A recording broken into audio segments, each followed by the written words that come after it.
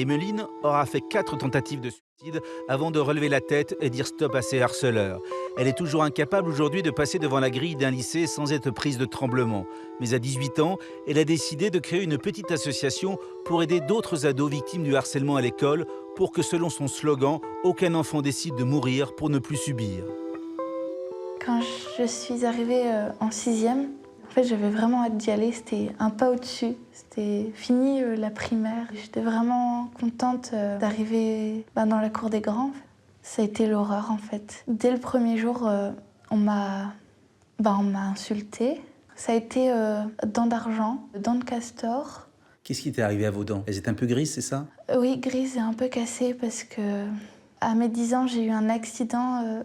Une petite est tombée sur ma tête et je me suis cognée contre le carrelage et mes dents se sont cassées. Vous étiez consciente que vos dents étaient abîmées? Oui, j'avais beaucoup honte. C'est pour ça que je marchais toujours la tête baissée. Je regardais jamais personne dans les yeux. Donc les insultes ont continué, j'imagine? Oui, elles ont continué de la 6e à la seconde. T'es une grosse vache, t'es moche, t'es un déchet de la société. Va te suicider, va te pendre. C'est ce que vous avez finalement voulu faire, Oui. à 4 reprises. À 4 reprises, oui.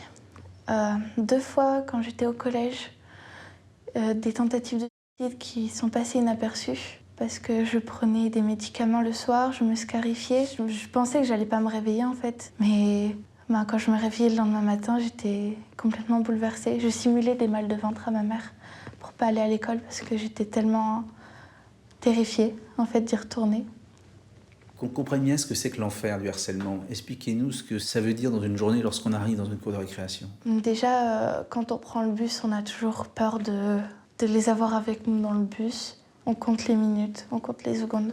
Et une fois arrivé dans la cour, on essaye de se faire petit. Et là, ça commence.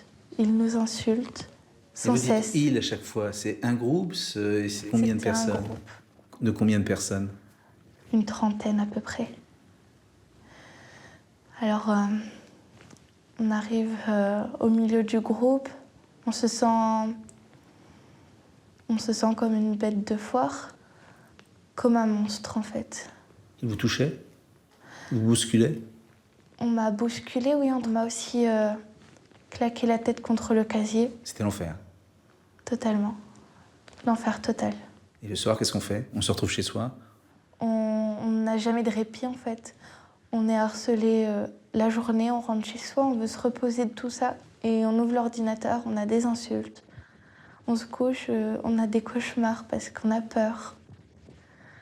C'est invivable en fait. Vous avez créé, comme tous les ados de votre âge, 2 comptes Facebook. Oui.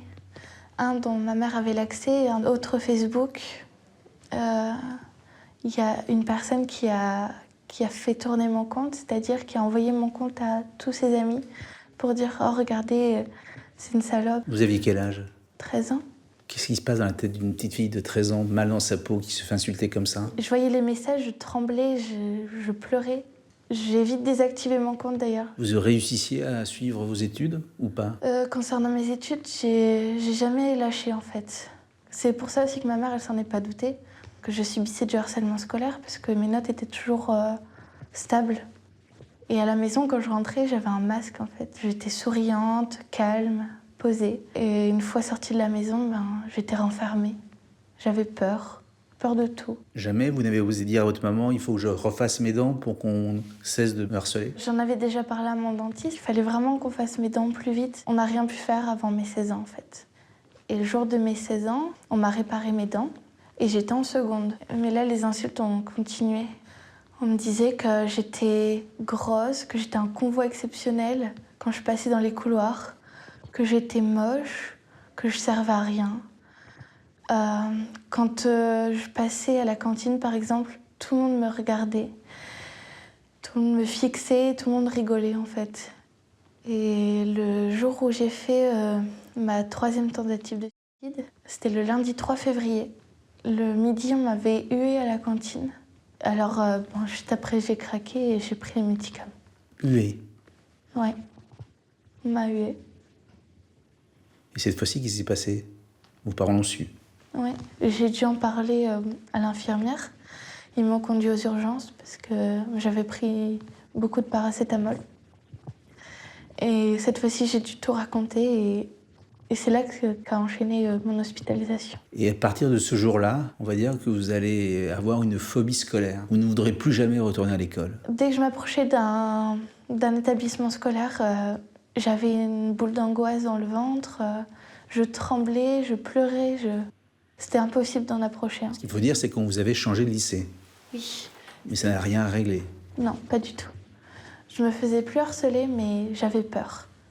Peur d'être entourée de jeunes, peur que ça recommence. J'avais une peur constante. Vous allez passer 8 mois donc en hôpital psychiatrique, en mi-temps thérapeutique. Oui, alors pendant 8 mois, j'ai été en hôpital psychiatrique pour ados.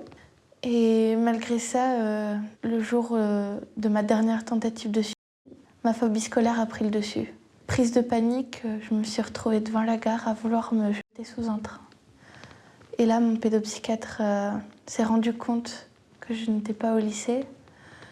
Et il a appelé les pompiers, la police pour me retrouver. Attends. Attends, oui. C'est là que j'ai compris que il fallait que je remonte. Il fallait plus que je me laisse faire. Vous avez décidé de relever la tête. Oui, voilà. J'ai relevé la tête et je me suis battue. Et aujourd'hui, vous allez mieux? Aujourd'hui, oui, je vais mieux. Je suis des cours par correspondance. Plus d'école, plus jamais? Non, plus d'école. Plus jamais? Plus jamais. Le harcèlement scolaire, c'est pas un jeu, contrairement à ce que certaines personnes disent. C'est pas un jeu d'enfant. C'est bien plus que ça. Ça détruit une vie. Ça met du temps à se reconstruire après. À force d'entendre des insultes tous les jours, on croit ces insultes et on vit ces insultes en fait. On est ce qu'ils disent. Vous avez 18 ans aujourd'hui? Oui. Vous vous sentez victime? Non. Non, je me sens ancienne victime combattante. Est-ce que vous avez recroisé certains de vos agresseurs? Oui, dans le bus notamment. Et alors? Je les regardais droit dans les yeux et j'ai jamais baissé le regard. Et eux? Eux détournaient le regard. Et vous savez aujourd'hui pourquoi vous n'avez pas appelé à l'aide, ni vos parents, ni vos professeurs? Parce que je voulais protéger mes parents déjà, notamment ma mère. Je voulais pas lui faire du mal en fait. J'avais peur qu'elle ait mal d'entendre ça et qu'elle ait honte aussi. Honte de quoi? Honte que sa fille se fasse insulter. Honte de voir que sa fille se laisse faire. Qu'est-ce que vous pouvez dire à un harceleur qui vous entend, qui humilie en ce moment une de ses victimes? Les mots tuent. Le harcèlement tue. C'est pour ça que je témoigne. Parce que mon objectif, c'est que plus aucun enfant ne décide de mourir pour ne plus subir.